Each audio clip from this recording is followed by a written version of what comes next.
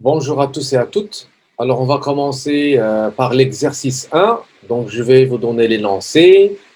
Je vais vous aider un petit peu à savoir comment vous allez faire la solution. Et bien sûr, dans une autre vidéo, je vais essayer bien sûr de vous expliquer comment vous allez aboutir à la solution. Alors, l'énoncé est le suivant. Donc, vous allez créer le modèle conceptuel de données du besoin suivant. C'est quoi le besoin? C'est gestion de transport d'une école privée. Normalement, le besoin, je dois le donner sous forme de phrases, c'est-à-dire des paragraphes. Et pour le moment, je vais essayer de vous laisser vous-même de chercher ce besoin. Et bien sûr, vous allez en tirer les entités. D'accord? Mais moi, je vais essayer bien sûr de vous aider. Ça, c'est le premier exercice. Alors, qu'est-ce que vous allez faire? Premièrement, vous allez essayer de chercher les entités.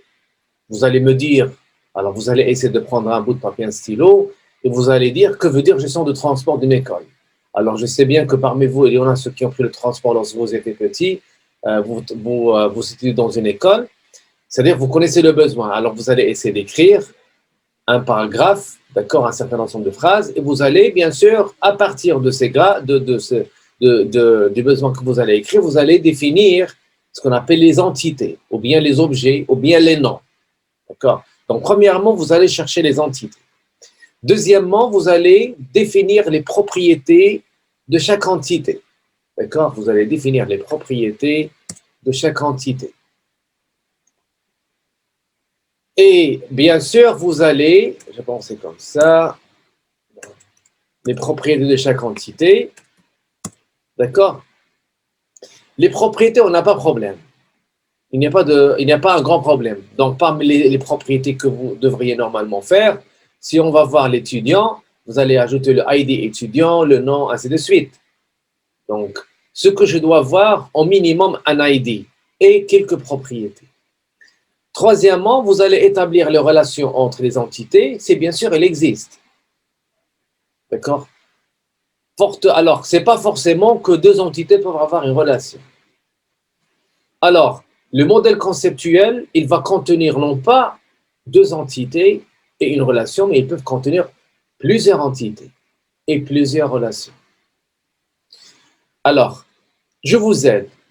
Quelles sont les entités, quels sont les objets qu'on trouve dans le métier de gestion de transport? Alors, on trouve le véhicule, d'accord? On trouve le chauffeur. Quel est son rôle? C'est lui qui va conduire le véhicule. Bien sûr, on trouve l'étudiant. Il y en a l'étudiant qui vont avoir le transport et l'étudiant qui n'ont pas de transport. On trouve l'accompagnant, d'accord? On trouve l'accompagnant. Alors, compagnon, c'est la dame qui va accompagner l'étudiant pour l'amener jusqu'à la porte de sa maison. Nous avons l'adresse de l'étudiant où il habite. Et nous avons bien sûr le trajet. D'accord? Nous avons le trajet. Et bien sûr, on peut trouver d'autres. Alors, vous pouvez bien sûr suggérer d'autres, mais de rester dans le besoin de gestion de transport. Alors, normalement, je vous aide en vous donnant les entités, mais prochainement, avec les exercices qui vont venir, alors je ne vais pas vraiment vous citer les entités, je vais vous laisser. Et pour le moment, je n'ai pas défini les propriétés parce que vous allez les définir, et les relations, vous allez aussi les définir. Alors, ce que vous allez me faire, vous allez me faire le schéma ou bien le modèle conceptuel qu'on a fait pendant la séance d'aujourd'hui. Et quand vous allez me tracer les entités, les propriétés et les relations. Est-ce que c'est une relation simple ou bien est-ce que c'est une association? Dans l'association, on doit ajouter bien sûr des propriétés.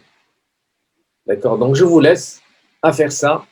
Donc, essayez de le faire.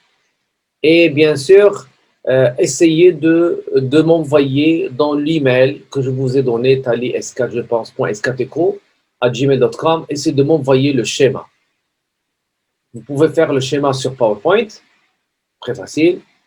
Bien que tu peux la tracer dans un bout de papier et tu peux prendre une photo et tu peux me l'envoyer. Mais j'aimerais bien voir PowerPoint. Alors si vous avez la possibilité de faire PowerPoint, c'est meilleur. Sinon, tu peux faire ça sur papier et tu peux me l'envoyer pour que je puisse le corriger. Et toujours, je dis, si je trouve un modèle qui est bien fait, bien présenté, je peux donner des plus. D'accord? Et bien sûr, la semaine prochaine, ou bien possible la fin de la semaine, je peux vous donner bien sûr la solution. Merci pour votre présence et attention.